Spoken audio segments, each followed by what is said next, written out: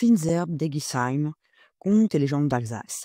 C'était le surlendemain de Pâques, le plus pur soleil du printemps souriait dans l'herbe reverdie et dans les arbres en fleurs. Les ruines d'Egisheim, 3 tours carrées, placées à quelques 60 mètres l'une de l'autre sur une ligne oblique, s'enveloppaient d'une grâce si tendre qu'elle semblait n'avoir plus en elle la moindre trace de dégradation ni de mort. Enfin, nous sommes chez nous, s'écrièrent gaiement 3 lycéens de Colmar. Ils posèrent leurs sacs de provisions au pied de la tour du milieu et contemplèrent longuement le paysage grandiose, varié et doux qui devant eux s'étendait, encadré par les Vosges et par la forêt noire comme un chef-d'œuvre. Le ravissant pays, dit le premier qui s'appelait Pierre, n'est-ce pas le plus beau du monde? Sans nul doute, dit le second qui s'appelait Paul, et que voilà dans la montagne d'incomparables effets de lumière et d'ombre. Vous parlez d'or, dit le troisième qui s'appelait Jean, mais savez-vous quelle heure il est? Il doit être midi. Midi sonné, si nous en croyons notre appétit. Un triple éclair de rire vibra comme un carillon. Maintenant, messieurs, reprit gravement Pierre, il s'agit de nous mettre à la besogne. Ce n'est pas le tout d'avoir grand faim, ni même de posséder grande provision de bouche.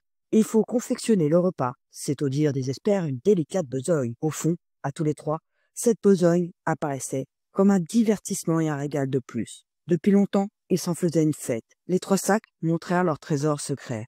Œufs soigneusement entourés de paille par une main maternelle, beurre frais enveloppé dans des feuilles de salade, solides tranches de jambon marquées de blanc et de rose, gourdes de vin, beau pain doré, et pour couronner le tout, poêle toute neuve, non moins resplendissante qu'un bouclier homérique. Près des vis s'étalaient des carnets, des albums, voire des livres. Nos 3 amis avaient pensé qu'ils trouveraient bien quelques heures à consacrer à leur labeur préféré, lequel était pour Pierre l'histoire et la poésie, pour Paul le dessin, pour Jean les mathématiques.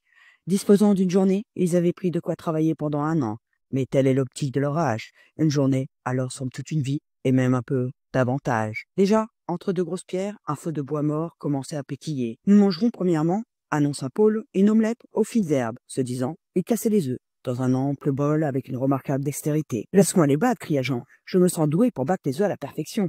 Bah, mais écoute, pour faire une omelette aux fines herbes, il faut des fines herbes. Nous avons oublié d'en prendre chez nous. Ne vous mettez pas en peine, déclara Pierre, je vais vous en trouver. Il y en a donc ici? Bonté du ciel, s'il y en a. Et Pierre, aussitôt, se mit en devoir de couper le fin bout des herbes folles qui poussaient, à foison, dans le voisinage. Il réunit ses pointes en une délicate gerbe qui lâcha, menue, comme chair à pâté. Pourtant, hasarda Paul, je croyais que ce qu'on appelle fines herbes, les fines herbes, interrompit Pierre d'un ton grave, je m'y connais.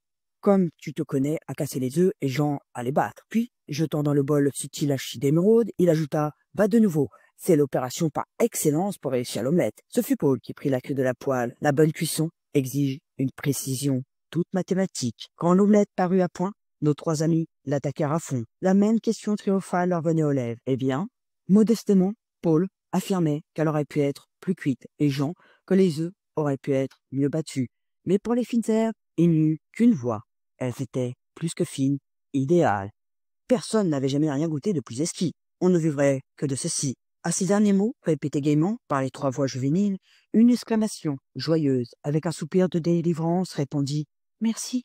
« Avez-vous entendu » s'écrièrent les 3 voix. « Oui, qu'est-ce donc ?»« C'est probablement l'écho de ces vieilles tours qui fait des siennes, murmura Paul. Le repas était terminé.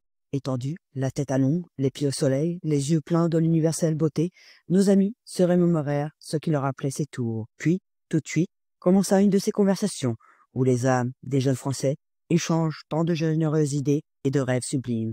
Du rêve au sommeil, il n'y a qu'une marche étroite et si flatteuse. Au moment de s'endormir, ils aperçurent une jeune fille qui, debout, près de la tour, les regardait. Grande et svelte en ses vêtements flottants d'une vague couleur grise, elle avait une chevelure blonde à demi dénouée et de grands yeux noirs, très vifs, des lèvres un peu pâles et un sourire étincelant. Comme elle restait immobile et muette, les 3 jeunes ne prononcèrent pas un mot et ne firent pas un mouvement. Une sorte de calme souverain régnait sur les ruines dans la majesté pénétrante de ce beau jour. Enfin, la jeune fille leva lentement la main droite et d'une voix harmonieuse qui semblait embellir le silence sans le rompre, elle leur dit « Je vous dois ma délivrance.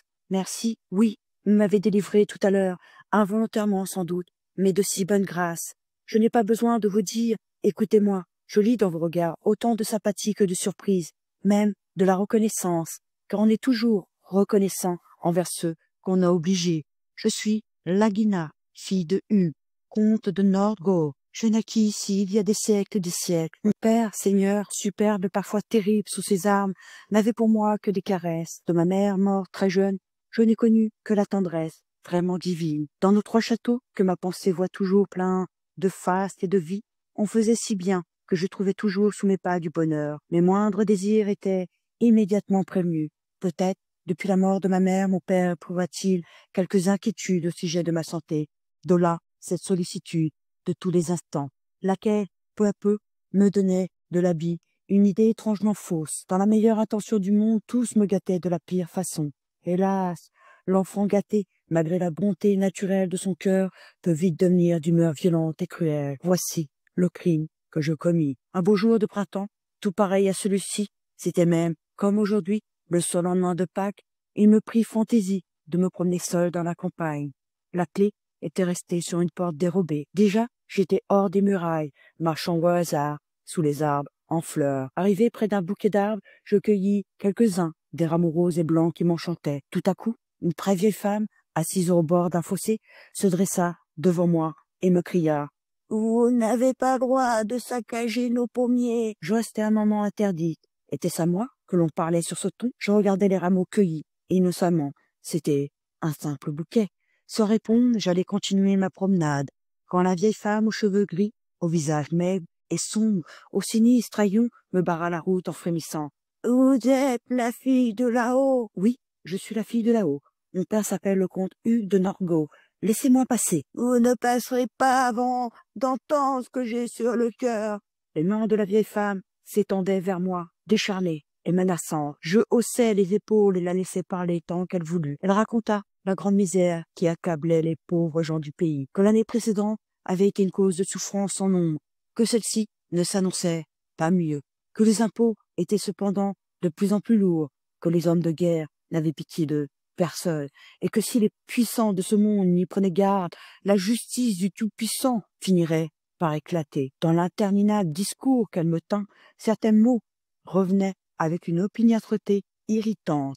De quel cœur insensible, de quel cœur inhumain s'agissait-il? Distraitement, j'arrachais des pétales à mon bouquet. Ce geste parut-il un défi à la pauvre vieille? « Ainsi, répétait-elle, les puissants et les heureux de ce monde détruisent en se jouant les promesses des fruits sur le sol arrosé par tant de sueur et de larmes, tandis que ceux qui travaillent désespérément jusqu'à leur dernier soupir en sont réduits pour apaiser leur faim à manger l'herbe des champs. » La voix de la vieille femme devenait plus stridente, et ses mains allaient jusqu'à s'agripper à ma robe. Tout son être semblait m'insulter.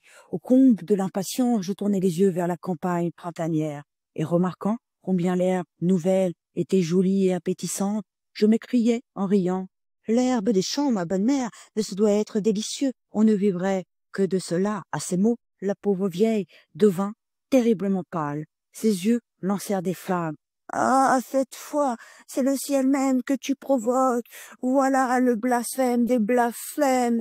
Point de pitié pour celle qui, jouissant de tous les bonheurs, ne sait que railler la misère. » Reculant de 2 pas, elle dessina une croix en l'air, articula une rapide formule que je n'entendis pas, et conclut « Tu resteras sous terre jusqu'à que sur ta tombe des êtres humains aient répété, de bonne foi, et dans la gaieté de leur cœur, les mots que tu viens de prononcer sur l'herbe des champs. » Je tombai à la renverse, croyant bien en avoir pour l'éternité.